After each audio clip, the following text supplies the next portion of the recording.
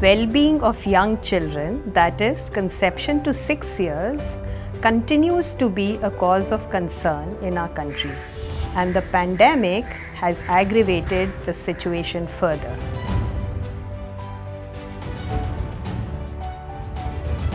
Early childhood is when significant human growth takes place. It's also a phase when enormous damage can happen, which cannot be fully corrected through any amount of later interventions. In fact, the first 1000 days provide a very strategic window of opportunity to make a difference.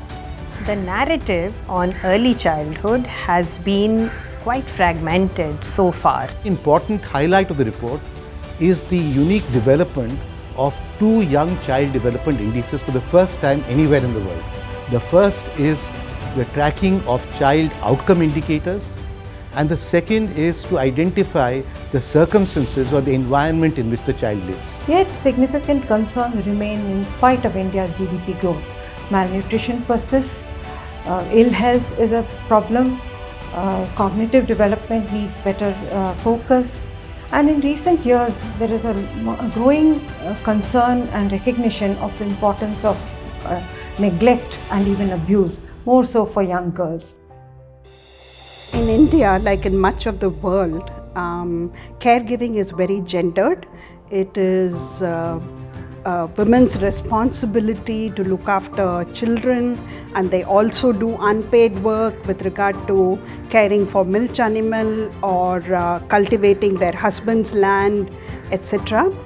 So they're doing triple work, while men are responsible mainly for paid work outside the home, and they are considered the breadwinners. If we are to move towards a gender equal society, this has to change.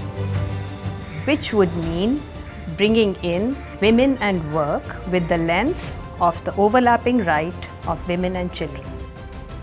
It is widely recognized that quality childcare programs require good childcare professionals, for which a cadre of early childcare professionals need to be built up. They need to be adequately trained, remunerated, and accorded the dignity that they deserve. At present, the government spends a very minuscule, less than 1% of its GDP on the young child. This translates into just about 140 rupees per month, or less than $2 per month for each child. We have recommended that the budgetary allocation should be enhanced to at least 4% of the GDP. With this report, we hope and aim to present a comprehensive perspective on the situation to enable policymakers to come up with solutions that are strategic and integrated, holistic in nature, reaching out to all children with equity and equality.